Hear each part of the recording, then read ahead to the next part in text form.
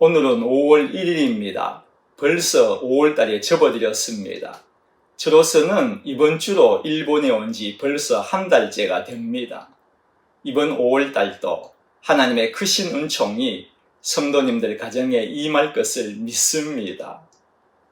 일본은 지난 토요일 4월 27일부터 황금 연휴에 들어갔습니다. 장장 10일간입니다.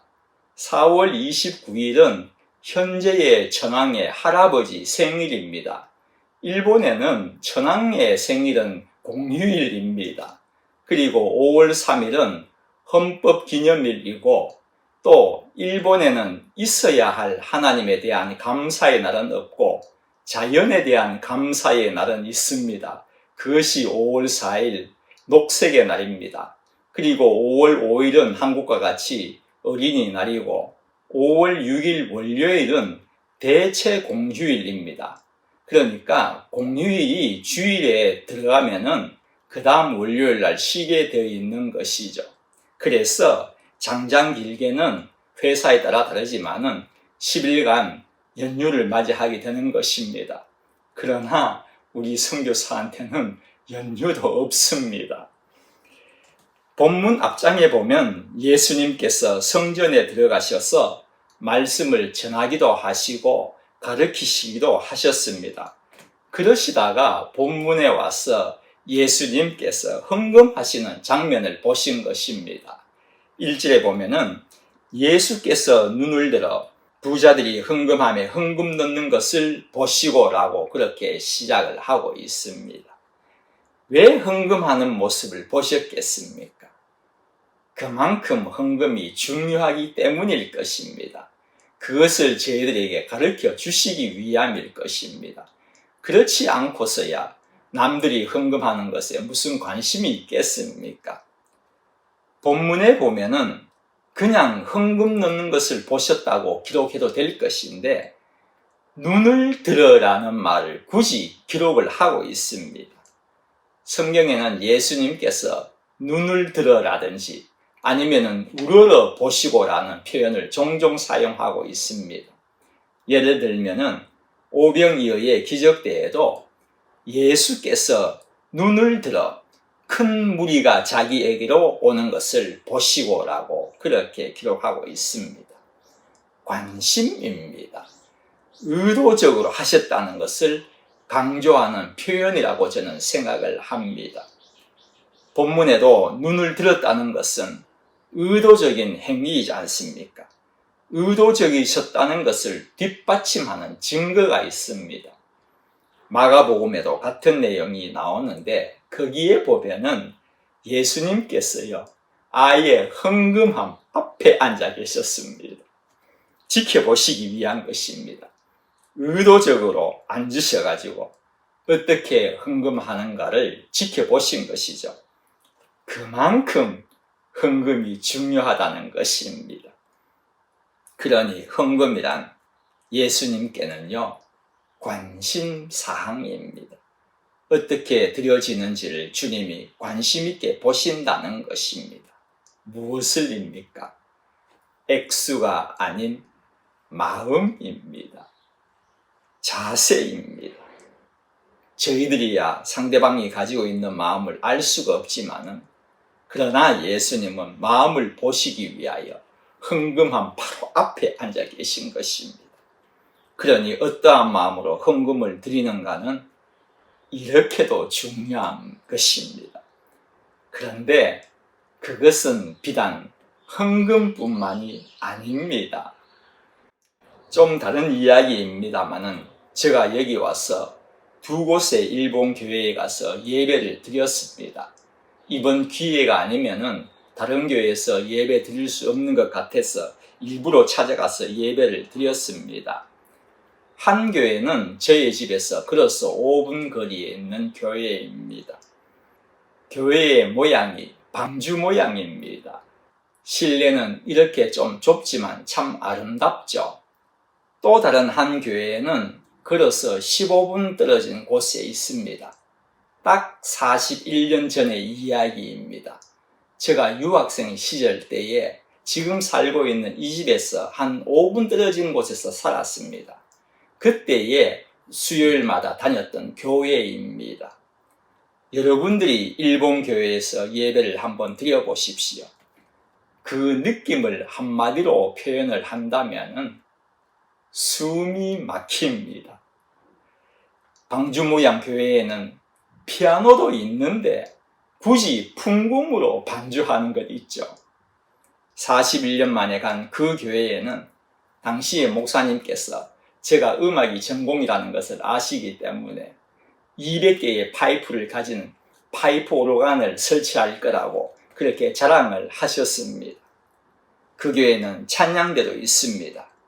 찬양 모습을 사진을 찍었습니다. 그런데도 숨이 꽉 막힙니다. 무슨 말입니까? 저희들은요, 예배 드리는 스타일, 상황을 가지고 비교를 한다는 것입니다. 우리 교회는 멋진 경배의 찬양과 제적 80명이 넘는 찬양대가 있고 말씀에는 힘이 있고요. 성도 수도 많고 교회도 멋집니다. 본당도 멋지지 않습니까? 이 교회는 풍금에다가 그래도 일본 사람들이 음악을 참 좋아합니다. 예배 마치고 20여 명이 할렐루야 연습하는 것 있죠. 예배 시간에 부르는 찬송가는요, 완전히 옛날 옛적의 그 찬송가. 그런 곡을 부르며 조용하게 예배를 드리는데 숨이 막힌다는 것입니다. 그때 제가 느낀 것이 무엇인지 아십니까? 일본 교회는 왜 이럴까? 이것밖에 되지 않나? 이것이 아니었습니다. 제가 그때에 가진 마음은요, 비교하면 안 된다. 여러분, 비교하는 것은, 예배의 상황을 비교하는 것은요, 마귀가 하는 짓입니다. 비교하면은 불평이 나오게 되어 있습니다. 어떤 상황에서든 마음을 하나님께 드리는 것이 중요하다는 것입니다. 왜입니까? 하나님께 드리는 예배 시간이기 때문입니다. 어떤 형식의 예배건 어떤 모양의 예배건 그 스타일을 받아들이면서 나는 하나님께 진심으로 마음을 들여 예배를 드린다. 이것은 성도로서 가장 중요한 자세입니다. 여러분들도 종종 다른 교회에서 예배 드릴 수도 있을 것입니다. 그럴 때에 어딜 가시도 어느 교회에서든 이렇게 하셔야 합니다. 하나님은 예배 스타일을 보시는 분이 아니십니다. 우리의 자세, 마음을 보시는 분이시기 때문입니다. 본문 말씀이 그것입니다. 주님이 작정하고 지켜보셨는데 그들의 마음을 보신 것이지 얼마나 많은 헌금을 바쳤느냐, 양을 보신 것이 아니란 말입니다. 우리들에게는 양밖에 눈에 들어오지 않지만 주님의 눈에는 더 깊이 숨어있는 마음을 보신다는 것입니다. 물론 양도 중요할 것입니다. 그러나 하나님은요, 진실된 마음판 위에 사진 그 양을 보시는 것이지, 마음의 삶, 양을 원하는 것이지, 자랑하기 위하여 쏟아붓는 그 헌금, 아무리 바쳐도 헛것입니다.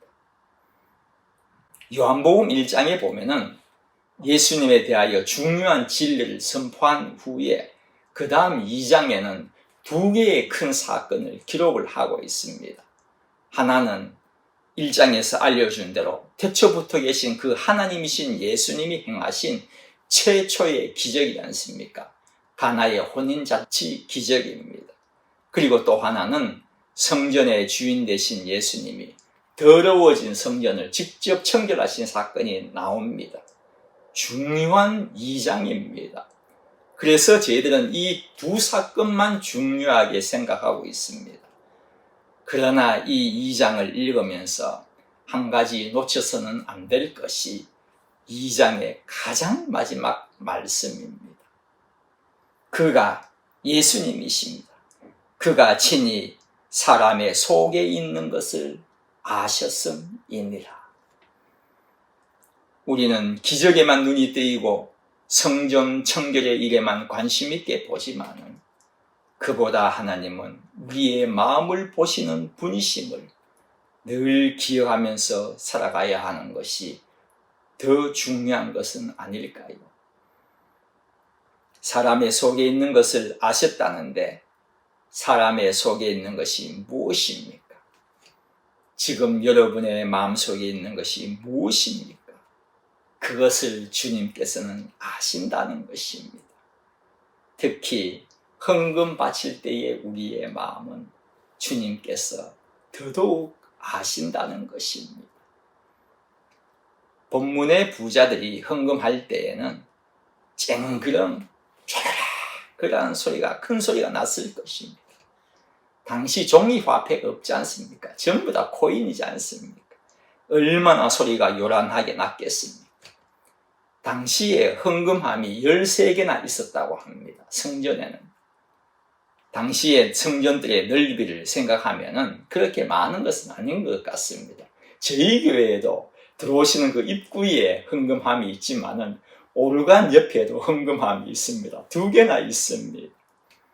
그리고 그 헌금함의 모양이 어떤지 아십니까? 위는 나팔같이 이렇게 생겼다고 합니다. 그러니 헌금을 하면은 그 소리가 위로 엄청 크게 울려 퍼지게끔 그렇게 만든 것입니다. 주위의 사람들이 야, 역시 부자는 틀리네 하지 않았겠습니까? 부자들은요, 그 소리를 원했다는 것입니다. 촤라락 소리 나는 그 소리를 냈다는 것입니다. 그것도 마음을 아시는 주님 앞에서요. 얼마나 어리석은 자들입니까? 그런데 과부는 쨍그런 소리 딱 2번만 났습니다. 그 소리도 얼마나 작았겠습니까? 무게도 없는 그 코인인데요. 그러나 주님이 이렇게 평가를 내리고 있습니다. 3, 4절 말씀입니다. 이르시되 내가 참으로 너희에게 말하노니 이 가난한 과부가 다른 모든 사람보다 많이 넣었도다. 저들은 그 풍족한 중에서 헌금을 넣었거니와 이 과부는 그 가난한 중에서 자기가 가지고 있는 생활비 전부를 넣었느니라 하시니라. 여러분, 촤라락 소리 나는 것이 많은 액수입니까? 아니면 쨍그랑 그것도 2번 울리는 것이 많은 액수입니까? 예수님의 귀에는요, 2번 울린 그것이 더 많은 액수라고 그렇게 칭찬을 하신 것입니다. 성도 여러분, 헌금은 액수로 드리는 것이 아닙니다. 마음으로 드리는 것입니다. 헌금은 내가 내 힘으로 열심히 일하여 벌였다고 인심 쓰듯이 바치는 것이 아닙니다. 돈이 좀 있다고 바치는 것도 아닙니다. 헌금은 나의 모든 재물은 하나님께서 주셨다고 믿는 믿음으로 바치는 것입니다. 헌금은 나의 노력의 결과가 아니란 말입니다. 헌금은 하나님의 은혜에 대한 신앙 고백입니다. 던져 넣는 코인이 아니라 은혜에 대한 감사하는 내 마음과 함께 주님께 바치는 것이 헌금입니다. 본문에서 한 가지 참 중요한 것을 놓쳐서는 안 됩니다. 사람들은 과부가 얼마나 헌금을 하는지 관심도 없었을 것입니다. 제사장들이야 더 했을 것입니다. 과부들 가진 것이 뭐가 있었겠습니까? 당시에는요. 그러니 제사장들은요, 과부의 헌금 내는 모습에는 누가 관심을 가졌겠습니까? 오히려 쨍그런 소리가 작다고, 적게 내었다고 과부에게 욕이나 했을 것입니다. 아무도 관심도 없고 들리지도 않을 이 과부의 2렙돈의 헌금 소리도 우리 주님은 들으셨다는 것입니다. 그리고서 예수님은 제자들에게 이렇게 말씀하십니다. 이 과부는 그 가난한 중에서 자기가 가지고 있는 생활비 전부를 넣었느니라 라고 본문은 딱 끝이 나버렸습니다. 다 바쳐버렸으니까 과부의 삶도 끝이겠습니까?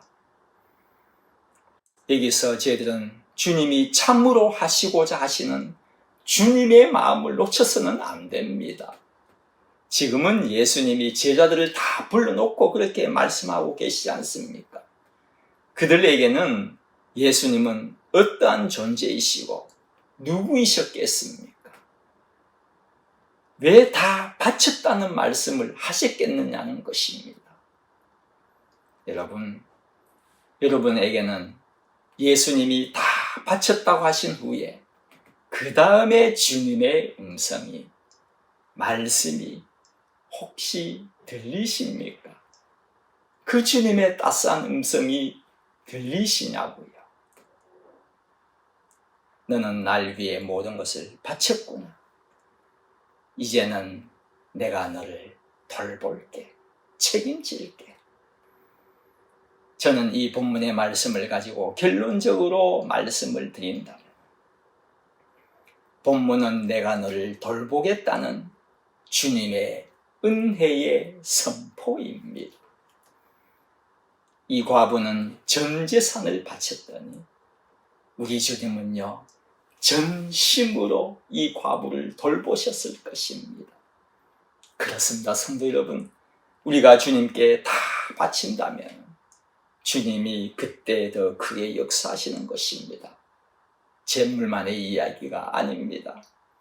시간이건 삶이건 그 어떠한 모양이건 하나님께 내가 주님께 헌신하겠습니다라고 진심으로 다짐한다면 그때부터 주님의 놀라우신 돌보심의 역사가, 은혜가 임할 것을 믿습니다. 기도드리겠습니다. 하나님, 저는 하나님께 얼마나 드리는 자입니까? 베푸신 은혜는 너무나도 큰데 나는 얼만큼 하나님께 바치는 자입니까? 힘껏 바치면서 헌신하면서 살아가는 죄를 되게끔 인도하여 주십시오. 예수님의 이름으로 기도드립니다. 아멘.